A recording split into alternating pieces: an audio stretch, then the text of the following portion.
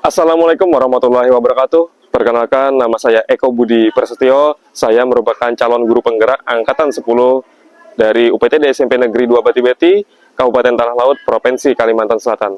Pada kesempatan kali ini, saya akan mewawancarai dua kepala sekolah dan tentang bagaimana mereka mengambil keputusan jika mengalami kasus terkait dengan dilema etika. Selamat menyaksikan.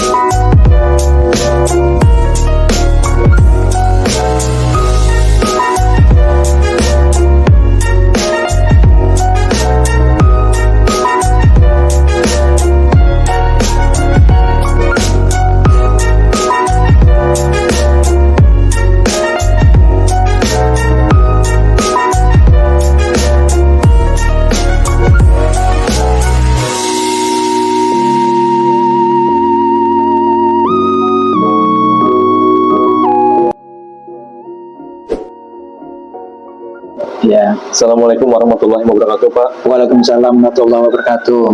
Selamat siang, Pak. Siang. Terima kasih, Pak, sebelumnya Bapak sudah berkenan hadir hari ini untuk meluangkan waktunya mengenai sesi tanya jawab atau wawancara yang akan saya berikan beberapa pertanyaan ke depannya terkait dengan pembelajaran guru penggerak yang sedang saya jalani sekarang, Pak, mengenai nanti pertanyaan tentang pengambilan keputusan berdasarkan nilai-nilai kebajikan, Pak. Bisa kita mulai, Pak? Bisa. Oke. Yang pertama, Pak, ya, selama ini, Pak, bagaimana Bapak dapat mengidentifikasi kasus-kasus yang merupakan dilema etika atau bujukan moral, Pak? Di lingkungan sekolah kita kalau masalah kasus memang ada, Pak. Selama ini kasus kalau menurut saya adalah ada dua macam, yaitu antara dilema etika, yaitu kasus berdasarkan antara yang benar dengan yang benar, Pak. Di samping itu juga ada kasus yang antara dengan yang bukan moral, yaitu kasus antara yang benar dengan yang salah. Itu selama ini ada, Pak, teman kita. Oh iya, berarti selama di sekolahan kita ini, Pak, ya, ada dua yang pernah Bapak alami. Yang pertama itu antara benar dan benar. Yang kedua bujukan moral yang berdasarkan pada benar dan salah, Pak, ya. Oke. Lanjut pertanyaan dua, Pak, ya. Bisa. Selama ini, Pak, bagaimana Bapak menjalankan pengambilan keputusan di sekolahan kita ini, Pak, terutama untuk kasus-kasus di mana ada dua kepentingan yang sama-sama benar atau sama-sama mengandung nilai kebajikan? Dalam mengambil keputusan selama ini, yaitu tentang kasus dua kepentingan yang kedua-duanya benar atau sama-sama benar, Pak, maka itu kami berdasarkan rasa kasih sayang, kemudian rasa peduli. Di samping itu juga harus memikirkan dampak, Pak, baik dampak itu jangka pendek atau juga jangka panjangnya dalam mengambil keputusan. Memperhatikan itu, ya. Oh, berarti selama Bapak mengambil keputusan itu, Pak, ya, itu berdasarkan rasa peduli serta rasa kasih sayang. Di samping itu juga memikirkan dampak dari jangka pendek maupun jangka panjang, Pak. Yang berikutnya, Pak, yang ketiga, langkah-langkah atau prosedur seperti apa yang biasa Bapak lakukan selama ini, Pak? Kalau yang kami lakukan selama ini, langkah-langkah dalam mengambil keputusan harus melakukan suatu analisa, Pak, analisa kasus itu. Jadi kasus itu dianalisa, kemudian siapa saja yang terlibat dalam kasus itu, kemudian juga kita lihat nilainya apakah ada yang bertentangan. Di samping juga data data, kemudian fakta yang terjadi di lapangan itu mendukung atau tidak. Juga harus ada uji Pak, uji data itu berdasarkan ada uji kebenaran ataupun kesalahan. Jadi supaya nanti keputusan itu yang bermanfaat. Oh, iya. Berarti dalam pengambilan keputusan juga dilakukan ini Pak ya, uji Ya. kebenaran. Betul. Iya, untuk mengetahui, Cross-check, ya. iya, cross-check dulu benar. Berikutnya yang keempat Pak, hal-hal apa saja yang selama ini Bapak anggap efektif dalam pengambilan keputusan pada kasus-kasus dilema etika? Mengenali nilai yang berada dalam kasus itu Pak, kita harus menentukan siapa yang yang terlibat dalam kasus itu. Untuk itu kita harus ada mengumpulkan data, kemudian fakta-fakta yang sesuai atau yang relevan dengan situasinya. Di samping itu juga harus ada pengujian, ada ujian Pak itu. Jadi kasus diuji benar apakah salah. Nah, pengujian itu berdasarkan pengujian paradigma antara benar dengan yang benar. Pertanyaan nomor 5 nih Pak. Hal-hal apa saja Pak yang selama ini merupakan tantangan dalam pengambilan keputusan pada kasus-kasus dilema etika? Tantangan dalam mengambil keputusan itu harus memperhatikan Pak, dampak yang ada. Jadi sebelumnya harus ada dipikirkan dampaknya ini apa. Kemudian juga harus dengan pemikiran yang harus matang, tidak boleh terburu-buru.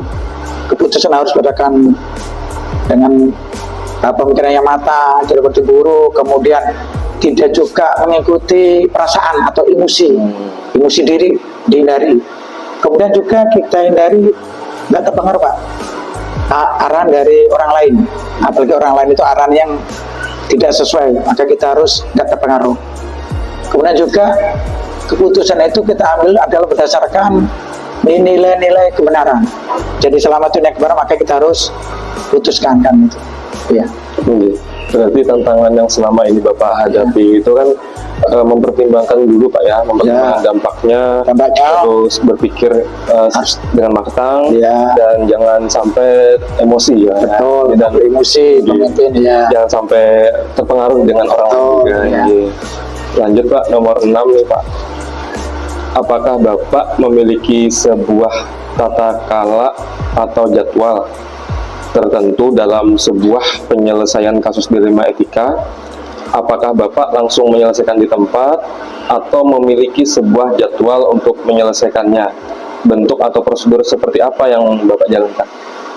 Dalam kasus ini sebenarnya ada dua, berarti ada yang kasus sifatnya ringan dan juga ada sifatnya yang besar atau yang berat.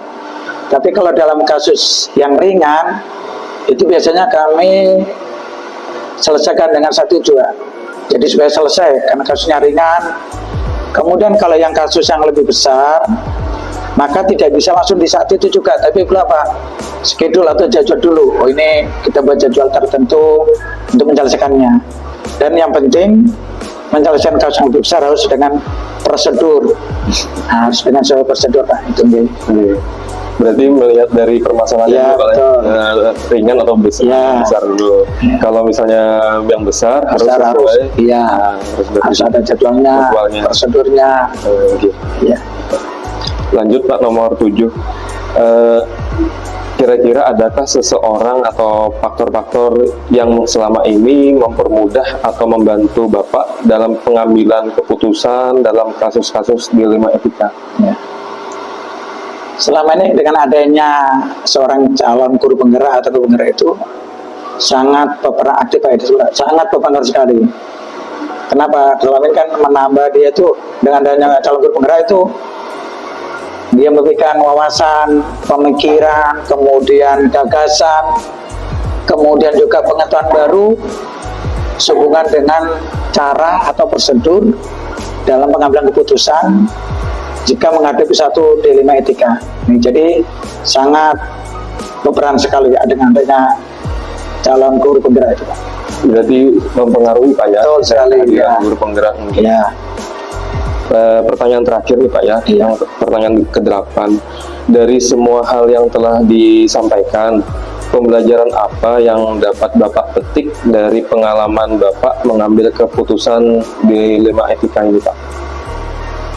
Dalam mengambil keputusan selama ini, Bapak Gani juga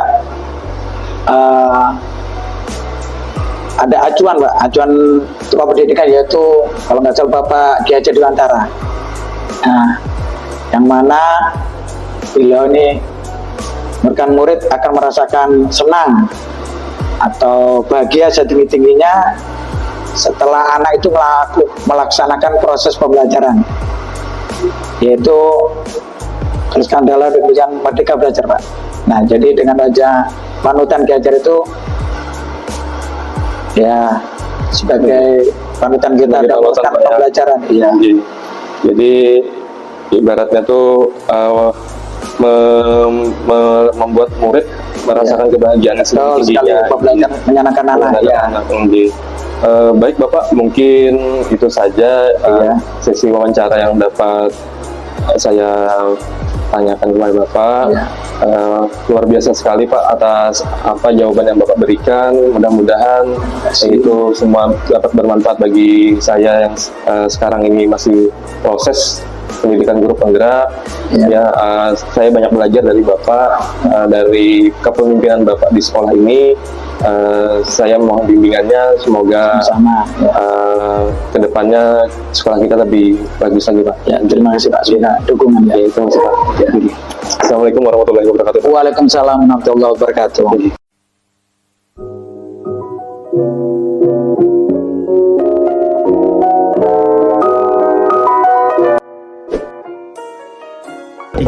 Assalamualaikum warahmatullahi wabarakatuh. Salam, Mas Iko. Selamat siang Pak. Ya. Bagaimana kabarnya hari ini? Alhamdulillah baik. Mas Iko gimana kabarnya? Alhamdulillah baik juga Pak. Ya, gimana Mas Iko? Ini Pak, saya terima kasih sebelumnya Bapak sudah meluangkan waktunya hari ini terkait dengan apa yang akan kita lakukan pada hari ini sesuai dengan janji yang kemarin yang kita lakukan lewat WA Pak ya, terkait dengan tugas guru penggerak yang akan saya lakukan pada hari ini. Nah, itu mengenai pengambilan keputusan berdasarkan nilai kebajikan. Siap Mas Iko, sampai kan alumni Semabat Batri, saya berbangga jadi alumni Semabat Batri, alumni Gajah di Guru, kemudian hari ini ikuti kalau guru bergerak gitu ya. Ya, bantu Mas Iko, kita saling membantu ya. Terima kasih Pak. Langsung saja Pak ya. Oke. Ini mungkin ada 8 pertanyaan nih Pak yang akan saya berikan ke Bapak. Untuk yang pertama nih Pak, selama ini bagaimana Bapak dapat mengidentifikasi kasus-kasus yang merupakan dilema etika atau rujukan moral Pak? Ya, Mas Iko. Kalau Mas Iko jadi kepala sekolah itu banyak masalah ya. Ada masalah yang sifat namanya tadi apa? Dilema etika, satu lagi rujukan moral. Kalau rujukan moral kan jelas ada ya. Jadi antara benar dan salah itu aman memutuskan. Tapi ketika dilema apa tadi? Dilema etika tadi kan kita memutuskan sama-sama benar. Gitu ya.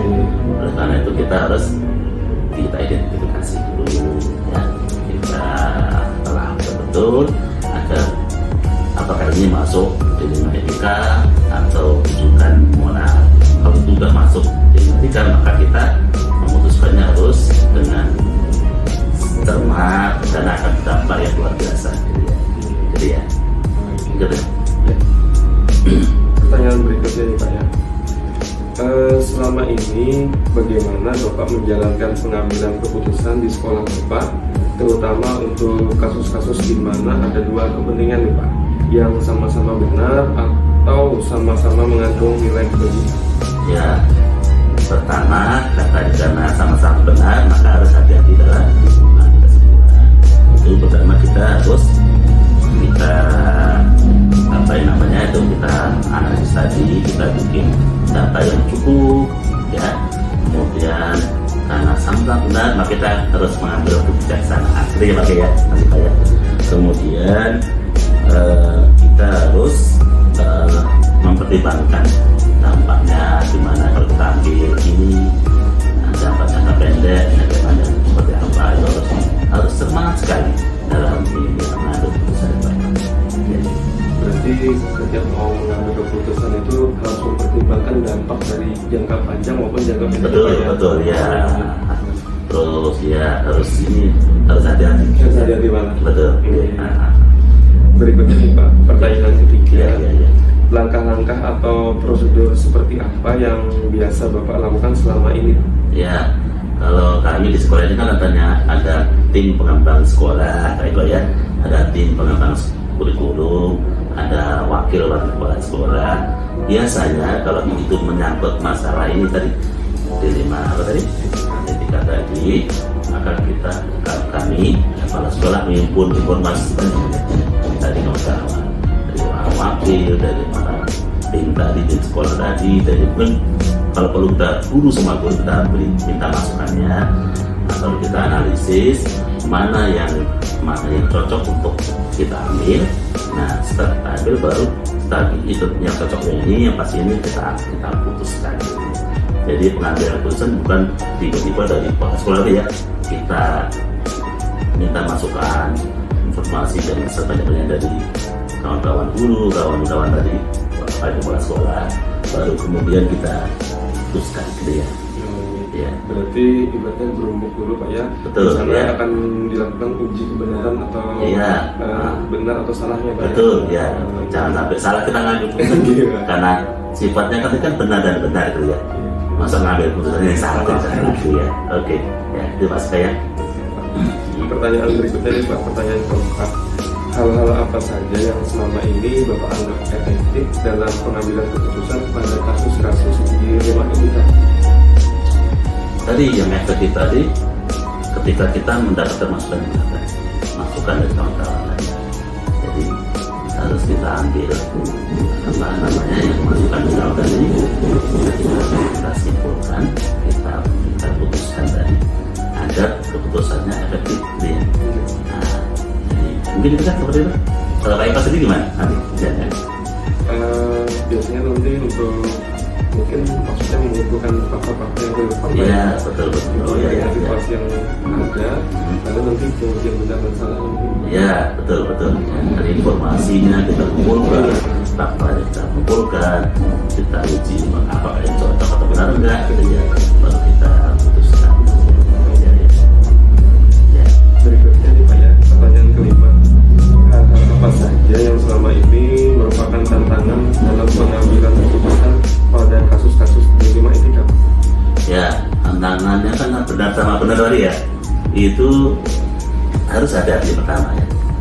Kemudian kadang kita kesulitan tadi memutuskan mana harus kita putuskan karena semuanya betul ya, semuanya benar.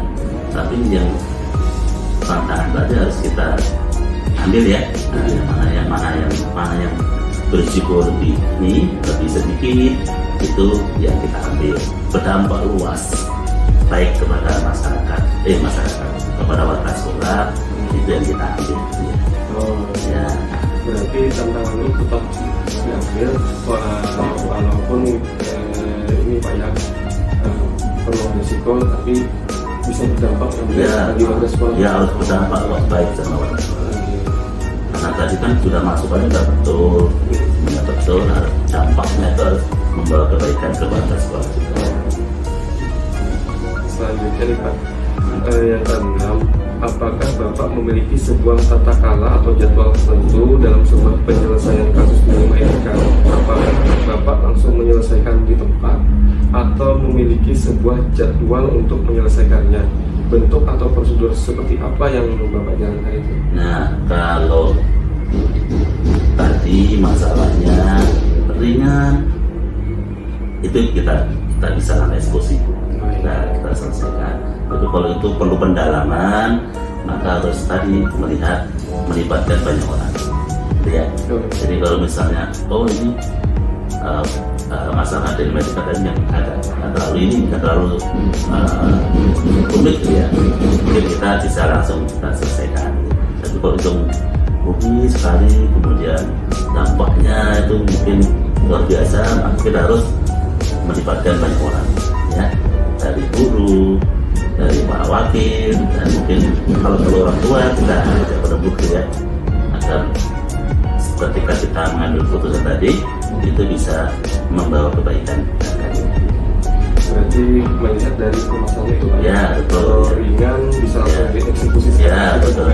Tapi kalau misalnya yang berat melakukan pembukaan Ya, rembuk dulu. dan menyelesaikan sesuai prosedur Pak ya. Ya, betul ya.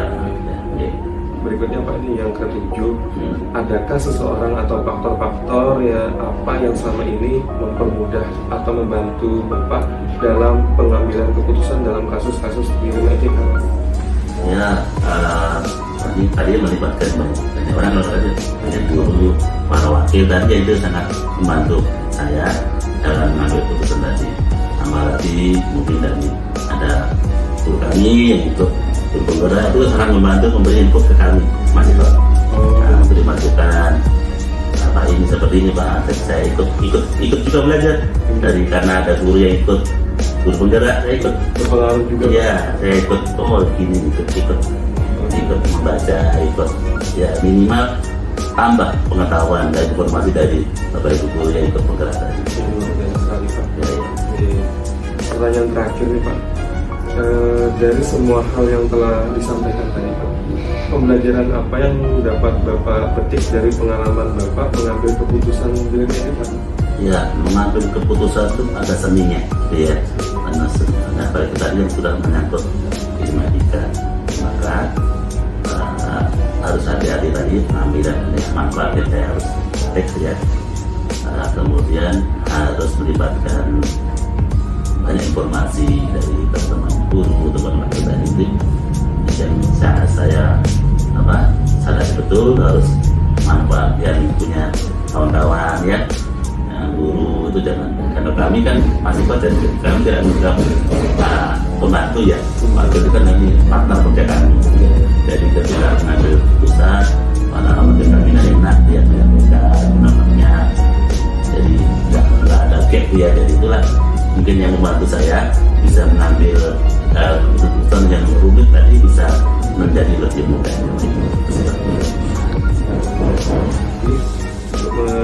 Mungkin itu Pak yang dapat iya. saya tanyakan ke Bapak. Ya. Luar biasa sekali apa yang sudah Bapak berikan. Ini menjadikan pengalaman nantinya untuk saya ke depannya Pak. Saya banyak belajar dari Bapak. Saya minta doanya mudah-mudahan ke depannya saya bisa seperti Bapak. Ya, mudah-mudahan kami doakan. Amin. Murid ya, Amin. Pati-pati kan harus sukses gitu ya. Amin. Kami ikut pada alumni SMA Pati-pati bisa lebih sukses dari gurunya. Amin. Ya. Oke, mungkin itu saja Pak. Terima Ya, kasih makasih, Bapak. Pak. Sama-sama. Assalamualaikum warahmatullahi wabarakatuh. Ya, sukses terus dipakai ya. Oke, terima kasih.